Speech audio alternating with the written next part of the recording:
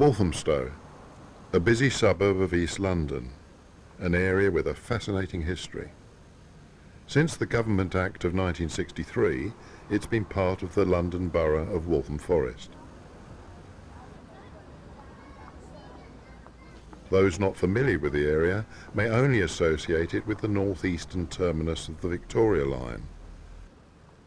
Or perhaps they are more familiar with bargain hunting in its busy high street market. Even better known is the famous greyhound racing track. But that's only part of the story. Queen Elizabeth I's connection is through her highly respected tutor Roger Ascham, who lived here. And Benjamin Disraeli went to school in Higham Hill. One of the world's most brilliant graphic designers, William Morris, was born and lived in the borough. A series of photographs taken in the late 1800s captures the atmosphere of the time. This is Church Lane then, and how it is today. A familiar view of Churchill looking towards the market, with modern buildings flanking both sides of the road, totally different from the scene taken over 100 years ago. In the background, the Marsh Street Congregational Church stood on the present site of the shopping arcade. The Strettons building, opposite the Goose and Granite Public House, a scene which is surprisingly still recognisable in this picture taken over a century ago. Forest Road, with the Waterhouse on the left where William Morris lived, and how it looks today. Walthamstow was very much a rural area until the coming of the railway in 1870, which opened up the area as a kind of dormitory for London workers.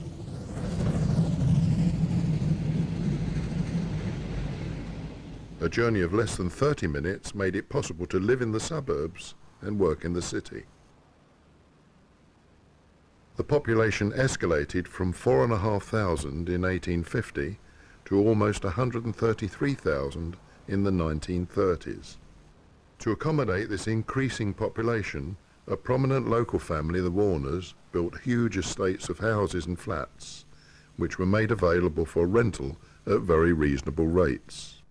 Video cameras are a common sight in this modern world, which means that future generations will be able to view an abundance of moving images from their past. But 50 years ago, home movies were rare. Fortunately, members of the Walthamstow Amateur CineVideo Club have recorded many of those forgotten images. From our extensive archives, we are able to present a compilation of visual memories capturing 50 years of local history.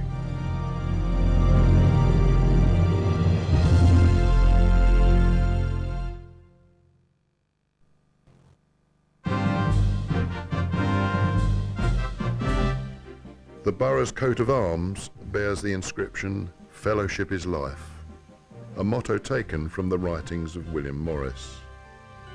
Opposite the fire station in Forest Road once stood Elm House, where Morris was born. The house, which was part of the family estate, was demolished in 1898, with only this plaque marking the site.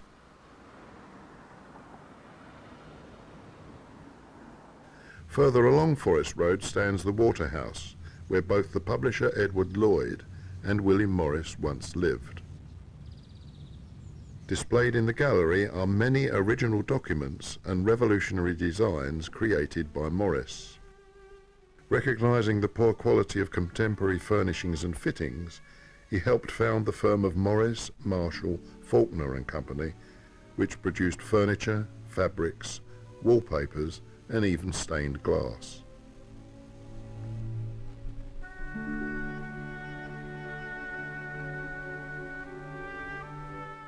Both floor and wall tiles have also featured the distinct Morris designs.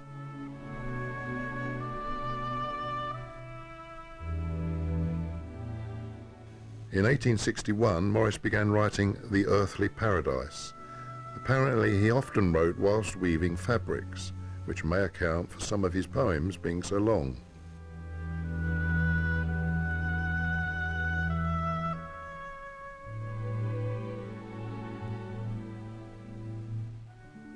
His wallpaper designs live on.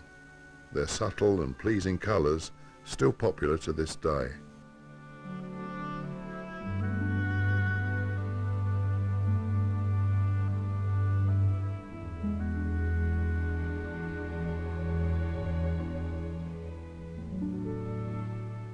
Morris considered art to be the expression of man's joy in his labour. This principle inspired generations of disciples, and Walthamstow is proud of its close connection with his life's work.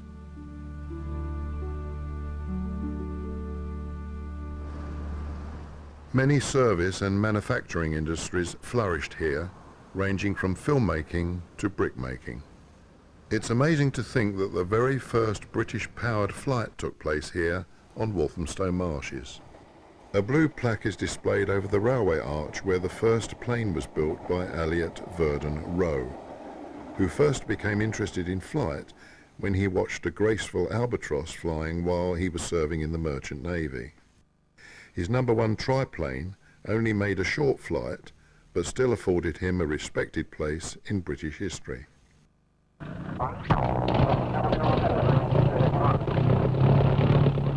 The Tutor, just one of the many different models built by the Avro company.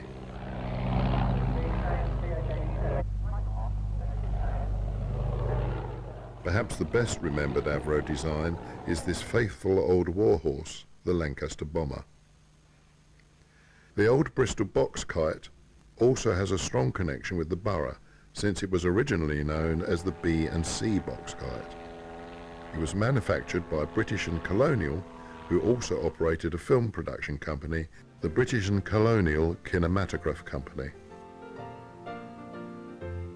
Scores of silent feature films were produced in their studios during the early part of the 20th century. The site of the studios in Hoe Street is now occupied by a telephone exchange. At the junction of Leabridge Road and Wood Street, there was another studio. Later, it became the home of a clothing company. Silent feature films were once made here by Precision Films and the Hepworth Company. The original glass roof was still in place when this was filmed some 15 years ago.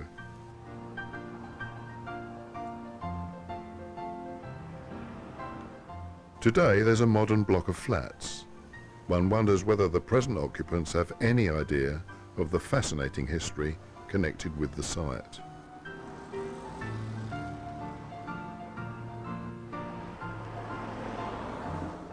Further along Wood Street, on the site of Malrow House, were the Broadwest Film Studios.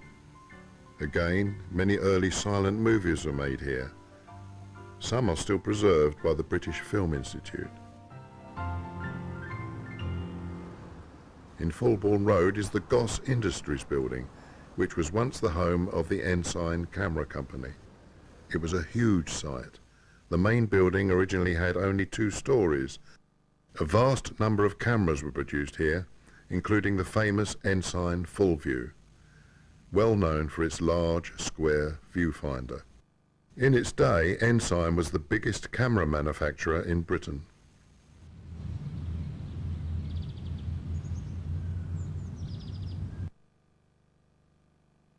Opposite the old Ensign building, Hawker Siddeley power transformers still operate, although the site was once much bigger, as can be seen from this early film. The building on the right of the screen has since been replaced by a DIY supermarket. The company has manufactured scores of high-powered transformers distributed throughout the world, making it one of Walthamstow's leading industries. A home-based store now occupies much of the original site.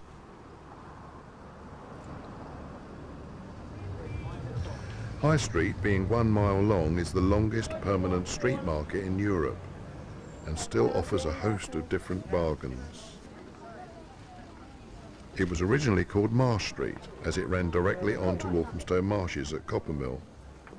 It was renamed High Street in 1882.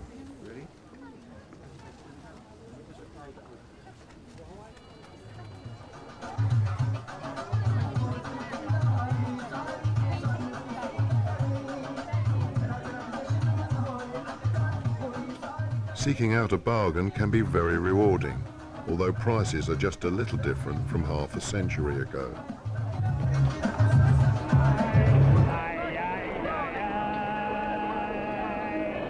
Who else wants Nurse Carol?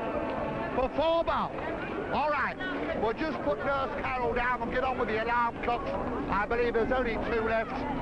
That's the famous diamond tooled alarm, one of the world's finest. This is a regular running article, week in, week out, and we've never failed to sell out of them yet. They retail in the normal way for 28 and 6pence. It has a second sweep hand, luminous hands as well, and they're very simple to set. There's the bell. Now we just give them, that's the one right off first time. One thing I can assure you of, if that doesn't wake you up, you're not asleep, you're dead. All right, that's 28 and 6pence. I believe there are 2 only. You can have the light green or the cream, not £1, charge you £15. Who wants the one there, sold number 1? Here's the second one. I think we've got the box for this, have we, please? I believe we've got the box. Desire, let's have some more alarm clocks out, please. See these? If I can sell 3 lots, I'll tell you what I'll do. Tri-acetate covered they are.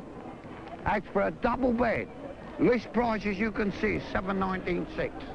1 in rose, 1 in lilac, and 1 in blue. Here. Don't pay $7.19.6, not even £5. They're for a double bed. £4, who'd like one?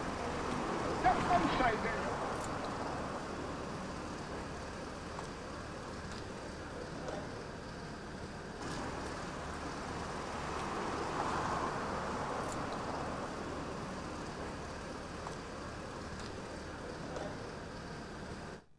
Unfortunately, a few prominent landmarks have disappeared. The famous Palace Music Hall has long since gone. It opened in 1903 with a show by the famous Fred Karno, later followed by legendary appearances from artists such as Maury Lloyd and Harry Champion. The building was demolished in 1960 and replaced by modern shops, with only this recognition of its fascinating past. Just opposite was the Carlton Cinema. Opened in 1913, it seated over 1,400 and was just one of the many cinemas in the area. There was the Royal at 203 High Street and the Prince's Pavilion in Buxton Road, which was replaced in 1930 by the Dominion. It became a bingo hall in 1961 and is now a mere shadow of its former glory. It's sad to see havens of entertainment fall into decline, taking along with them many treasured memories.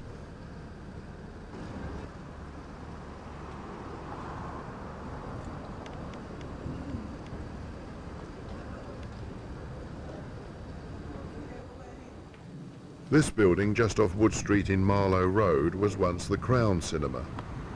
The entrance in Wood Street is still there. Then there was the famous 3,000-seater Granada in Hoe Street. Opened in 1930, it was converted into 3 screens in 1973. Many events took place here, including the crowning of the 1961 Carnival Queen. The Granada Walthamstow and television celebrity Harry Fowler was there for the proceedings. The first to parade was Brenda Beckwith from Chingford.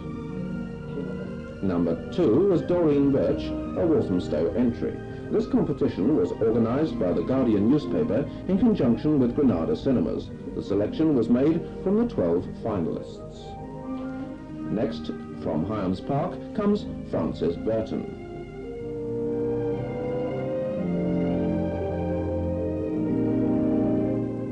Barbara Cox from Woodford Green, and Valerie Dyer from Walthamstow.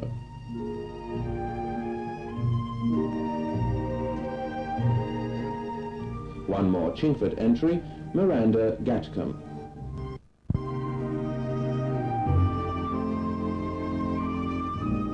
And from Leighton, of course, 18-year-old Linda Hughes. 2 more Walthamstow girls now. Patricia Thomas is first,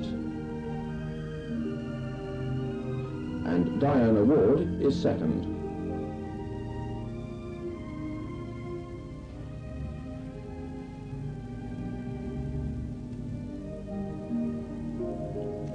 lights come up on a set stage for the crowning ceremony, and Linda sits proudly on her throne with her maids of honour either side. Chief maid of honour is 17-year-old Patricia Thomas. The other is Valerie Dyer, a clerk from Walthamstow.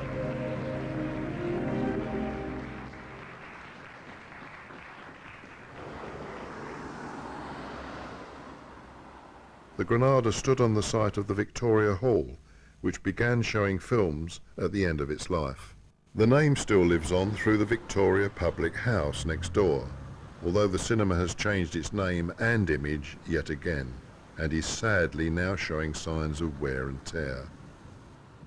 Further along Hoe Street once stood the Queen's Cinema, which was converted into a billiard hall in 1959 and now moved upmarket to become a banqueting suite. Next to the railway bridge in St James Street was the Electric Theatre, which was converted into a sauna and now into a dentist's surgery. The building at the rear is still recognisable as a cinema, not an ideal location next to a busy station. The Empire Cinema at Bell Corner later became the Tatler, showing less than tasteful films. It's now an American pool and snooker hall.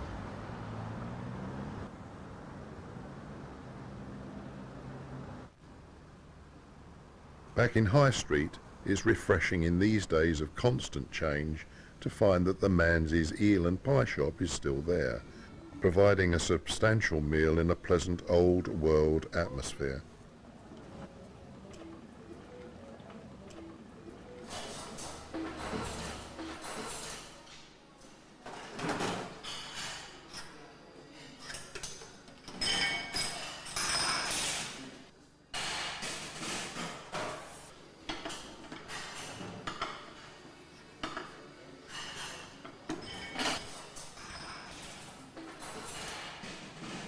At the Hoe Street end of the market, the changes have been dramatic. The Burton's clothing shop on the corner was ready for demolition in this shot taken nearly 50 years ago. The development of the site facing the market started in the early 1950s. This huge project was planned to provide shops, flats and a public hall.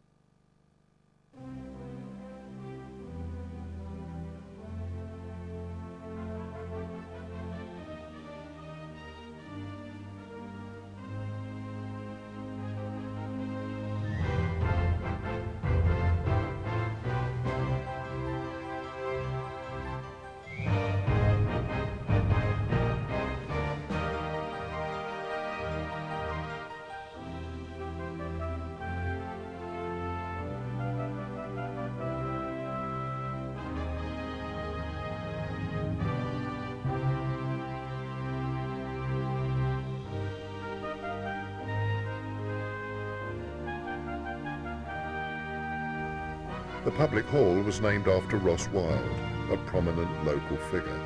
These were the days before the introduction of the Greater London Council. Ross Wilde stands to speak at a council meeting. The press gallery, with Grant Millard of The Guardian taking notes.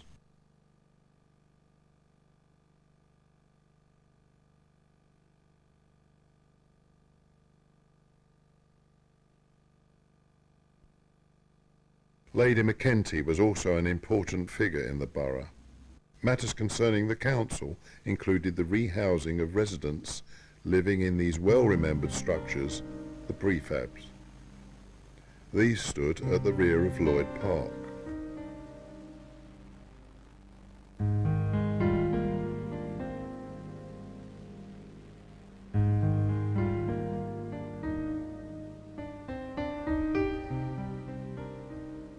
Just behind St James Street stood the derelict housing of Frederick Street and Grange Road.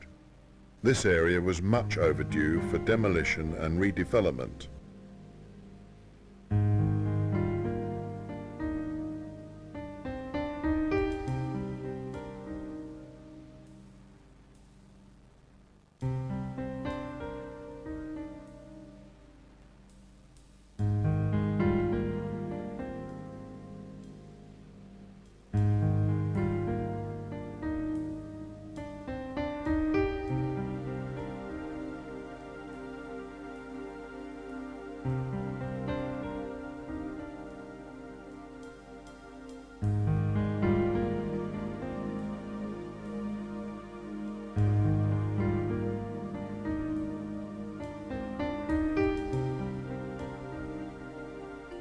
This domestic scene is a snapshot of an age gone by, and although it may appear amusing to a modern audience, it did represent contentment and stability.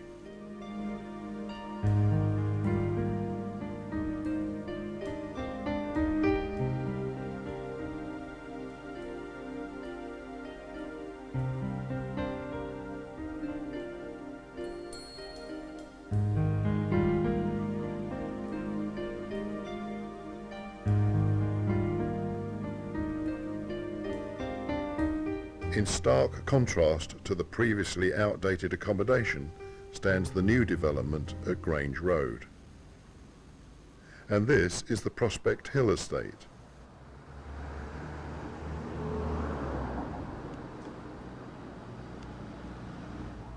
Walthamstow folk always love an excuse for a party, and back in 1953 this was no exception. Yes, this was the year of the coronation of Queen Elizabeth II. All stops were pulled out by local residents, and as rationing had not long been over, bed sheets had to serve as tablecloths. Stages were constructed out of odds and ends, and homemade bunting adorned the streets. Apparently each child's duty was to bring a chair, and no doubt the mums were churning out bowls of trifle, while the dads organised a host of competitions, party games and sporting events that kept the children happy for hours.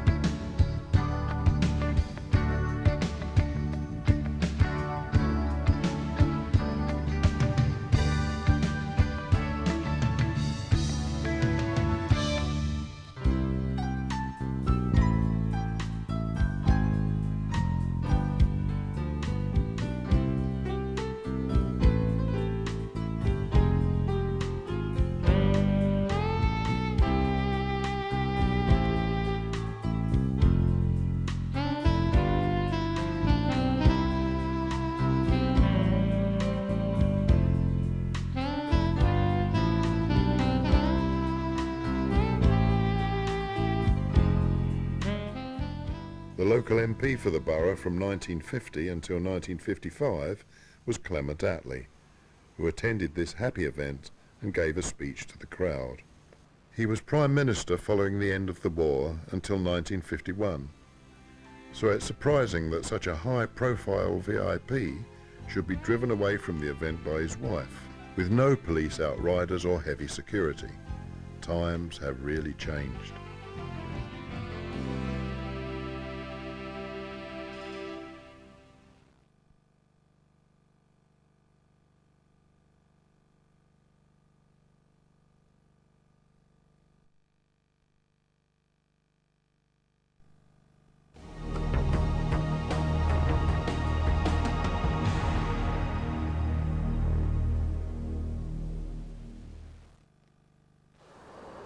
In 1965, Walthamstow was renamed Waltham Forest, as it was bordered by the open spaces of Epping Forest. The town hall is one of the most impressive in the country.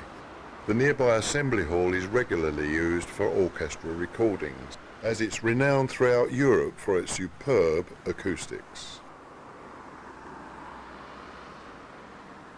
The borough boasts an interesting history, but is also very much up to date with modern housing and shopping centres. Selborne Walk in High Street is an ideal place to take a casual stroll round the shops, a stark contrast to competitors taking part in the High Street hike some 40 years ago. The 1961 race starts from the Buxton Club headquarters and large crowds assemble to watch the fun. Charlie Souls race 71 and young Hurst 16 shake hands at the start. The veterans prepare for the fray and gaze wistfully at the wonderful array of cups to be won.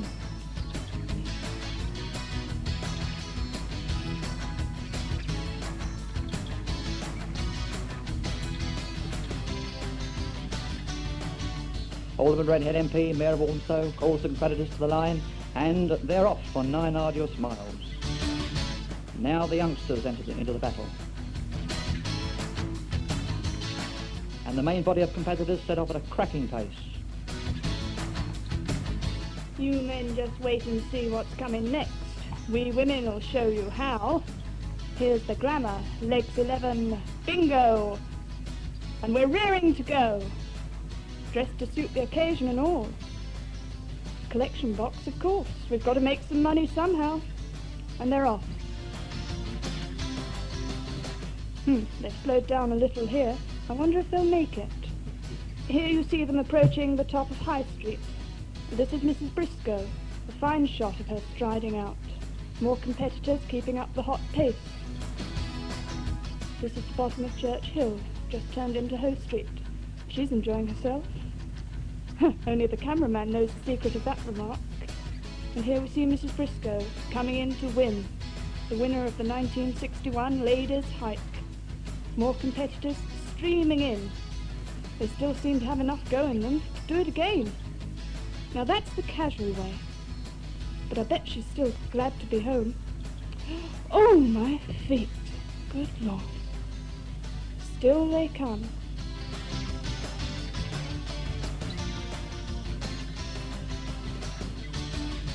This is Mrs. Martin. Whoops, mind the step, dear. Congratulations from her winner. This is Mrs. Becker. In fact, all the girls entered wholeheartedly into this event and set the happy atmosphere that made it the success that it was. Definitely a success for Mrs. Briscoe, and here we see her drinking the cup of success with her mother. So bringing the 1961 Ladies' Hike to a close. Not to be outdone, Charlie plods on. Terrific form, this chap. And these two youths seem to be having a private battle.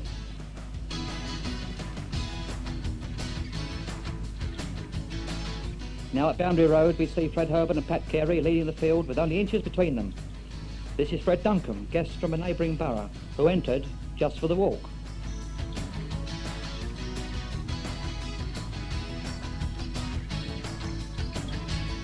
The pace is really hot now and tension mounts as the walkers near the finish. Fine style this chap's got, look at it.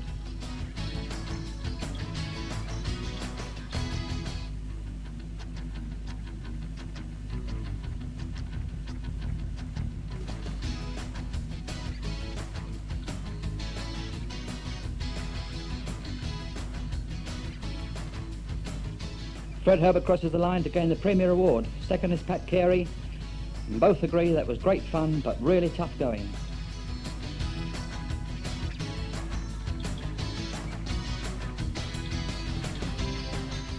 Alan Barker finishes in great style, closely followed by other competitors.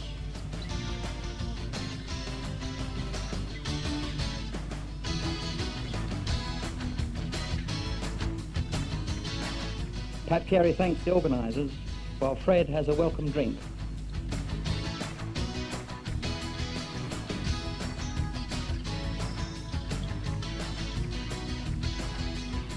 More competitors come in to end their ordeal. This chap looks happy enough though.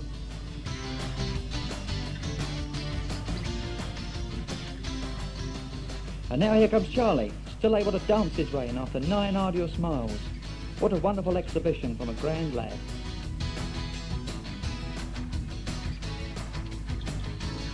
A civic welcome for him.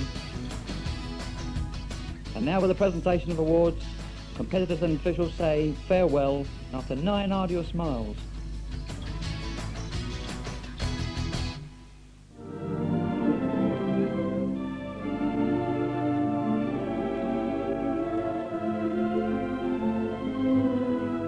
Now, in contrast, a more peaceful subject, Walthamstow's Chrysanthemum Society's late flowering show in 1961.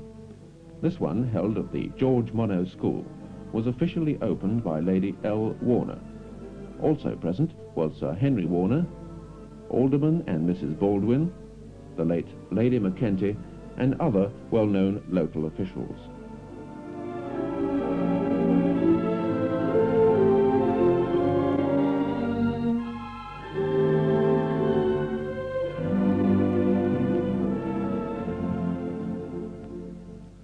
This is the floral art section. Many of these blooms are entered by members' wives. Here they're being viewed by the critical eyes of Stan Ewer and Bob Ringer.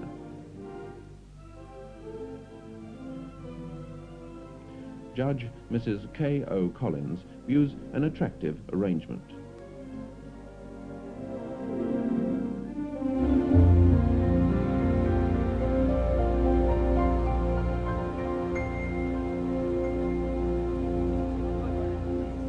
This is the south side of Walthamstow Central Station, as it is today, with its commuter car park and a crisscross of yellow lines making sure there's no parking anywhere else.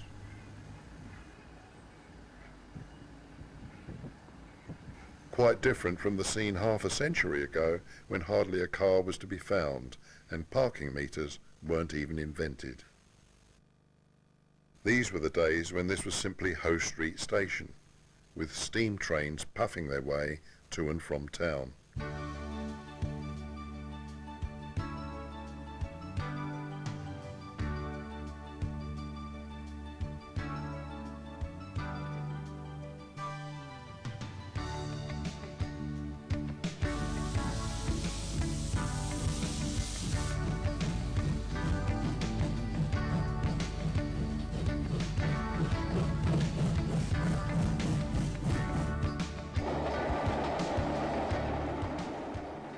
Just opposite the station entrance, one could buy a hot cup of tea and a bite to eat from this mobile cafe.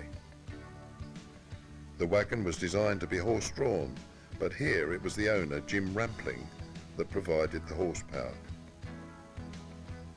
Every evening, without fail, he dragged it along Hoe Street and over the railway bridge, and after closing at about 3 in the morning, it was dragged back again. Now that's real dedication.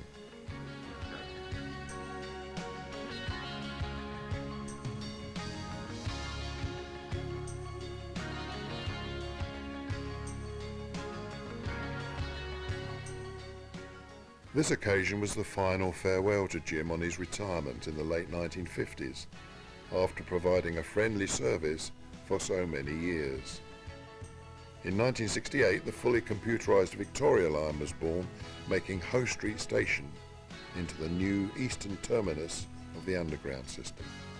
It was then renamed Walthamstow Central. This ambitious project disrupted the area for years, although the overland main line remained uninterrupted during the construction work.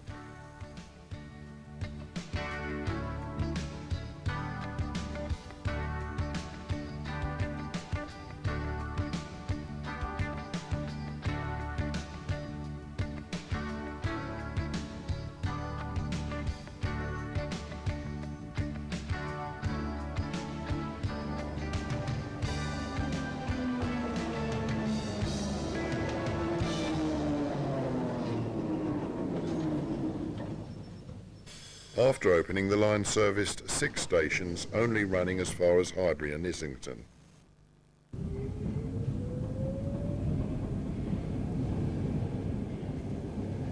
This much-awaited improvement now runs all the way to Brixton in South London. In contrast to the modern technology of computerised trains, to an era when the horse and cart was still in use.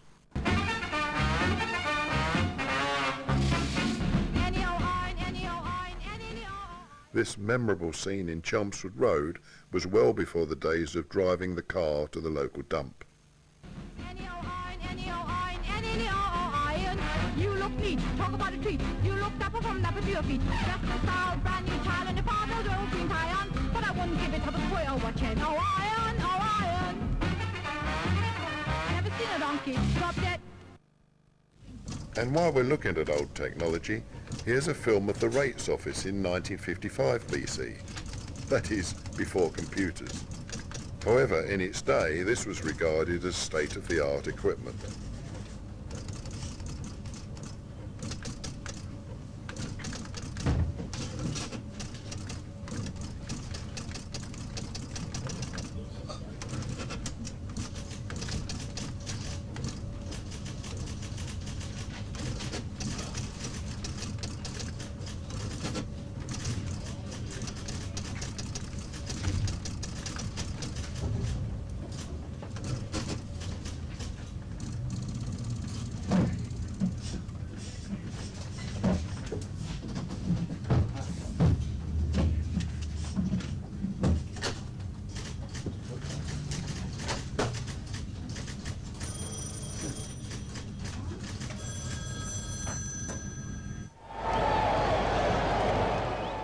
Football fans will remember the days of games at the Walthamstow Avenue ground in Green Pond Road.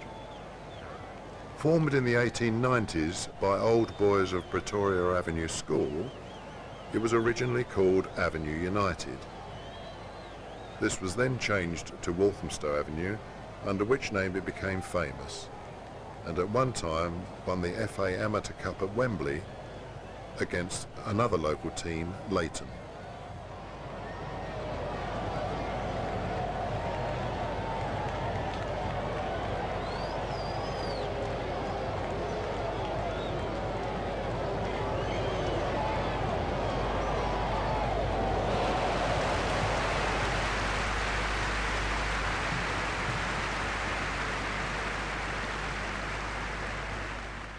These flats have replaced the sporting venue, a sad day for local football. As far back as the 1950s, plans began to modernise the road scheme around the Crooked Billet public house.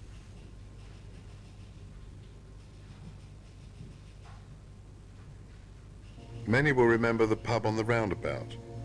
Here it was boarded up in readiness for demolition.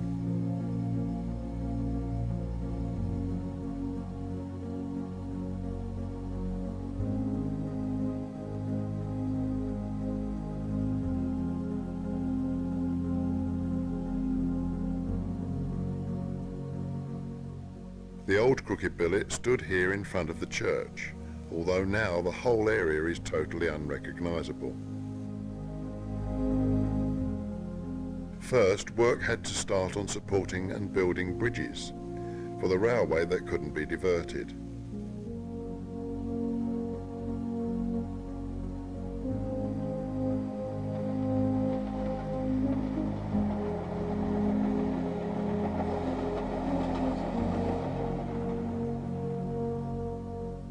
These tube-shaped girders were constructed to support the overhead roundabout near Fulbourn Road, allowing the busy North Circular Road to run underneath.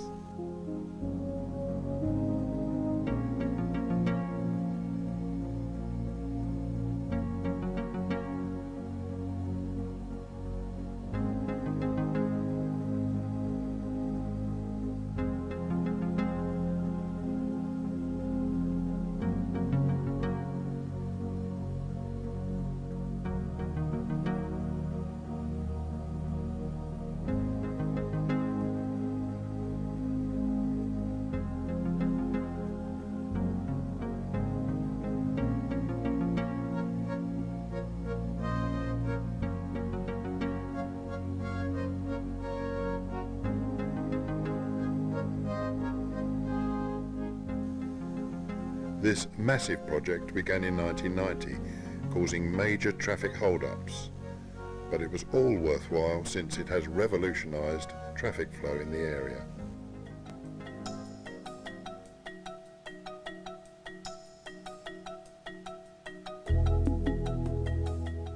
One of our keen club members braved these snowy conditions back in 1979 to film residents struggling with the elements.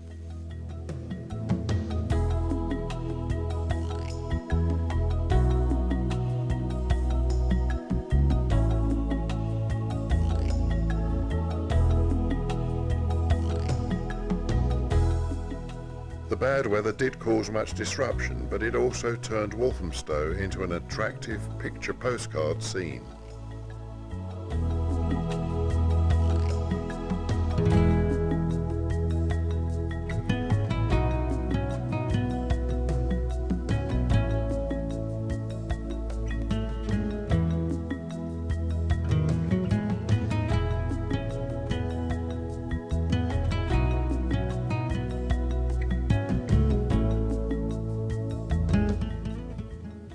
Wood Street in the midst of this chilly winter.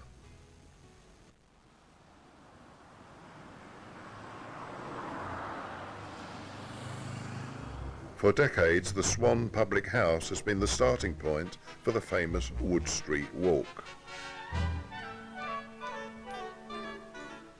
The runners are off on their way round this demanding route back in 1955. This was the first walk following its revival since the 1920s, when it was organised by the owner of the Terminus Cafe, Mr. John Inserti.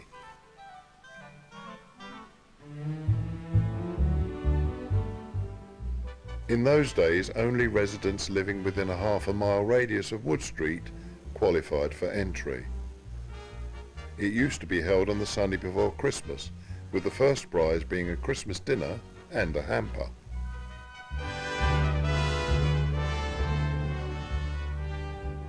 Huge crowds lined the route for this historic event on a pleasantly mild Whit Sunday.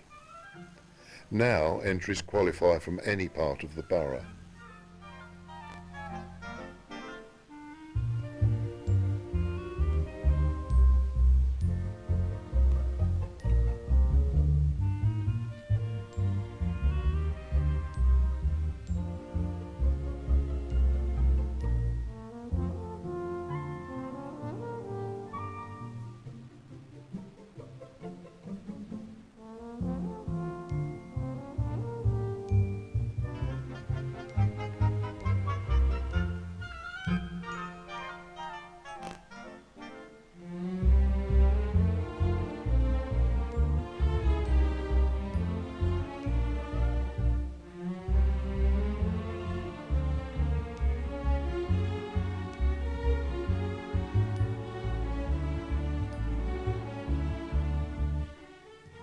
The Wood Street Traders Association can take credit for reviving such an important piece of local history and for putting a smile on every face, in particular the worthy winner, 57-year-old Deffy Pullen.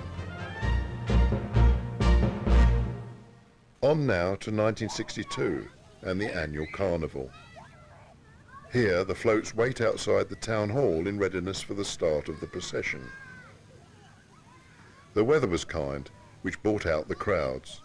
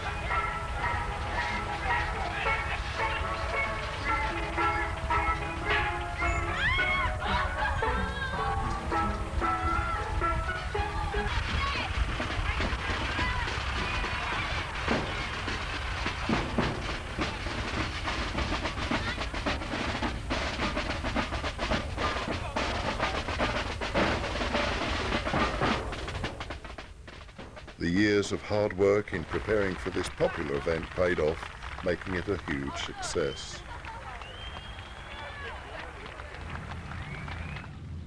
In contrast to the noisy activity of the carnival, to the tranquil setting of the old village.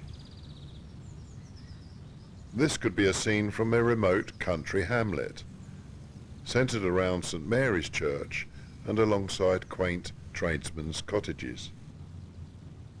Nearby is the local history museum at Vestry House. The original building was used as a workhouse in 1729. It later had many different uses. Part of the building became the local police station in the mid-1800s, later becoming an armoury and a builder's yard. It opened as the borough's museum in May 1931 to help preserve local heritage. Scores of items of interest are displayed for all to see in this fascinating building.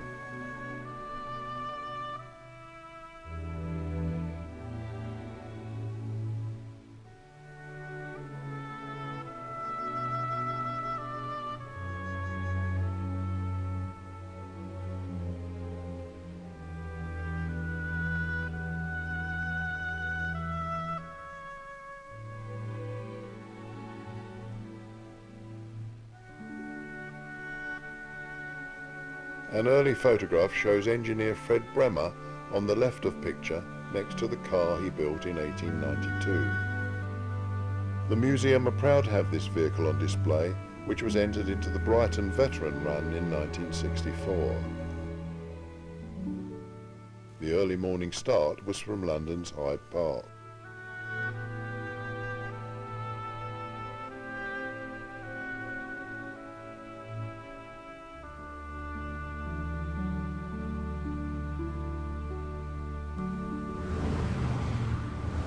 Fred's car is almost certainly the first vehicle using an internal combustion engine to be built in Britain, and was driven in this world-famous event by John Trott at a leisurely speed of 12 miles per hour.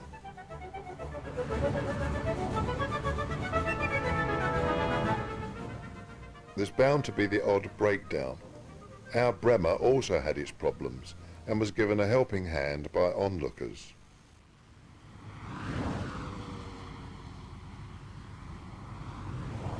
Unfortunately, a broken crankshaft prevented it from finishing the race.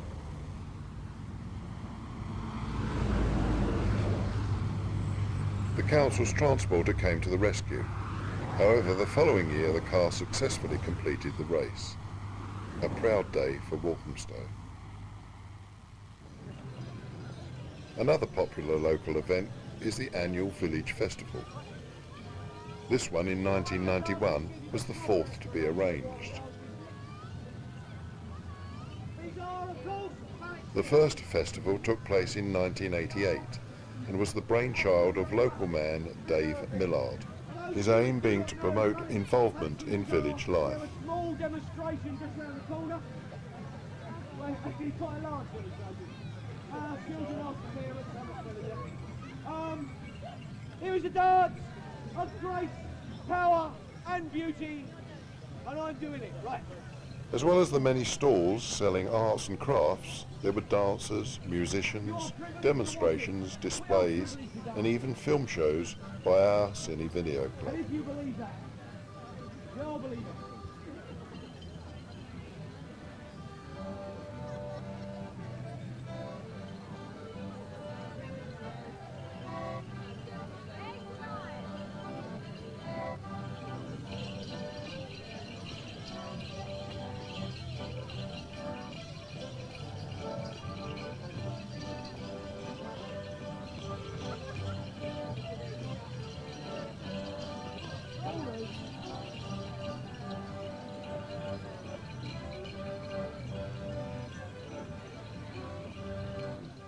Through the lenses of our film and video cameras, we've been able to turn back the pages of local history and witness how the borough has evolved over the last 50 years.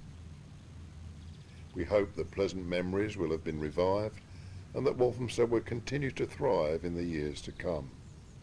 Before we end, let's join an excited crowd back in 1984 celebrating the arrival of Prince Charles and Lady Diana, visiting the Asian Centre.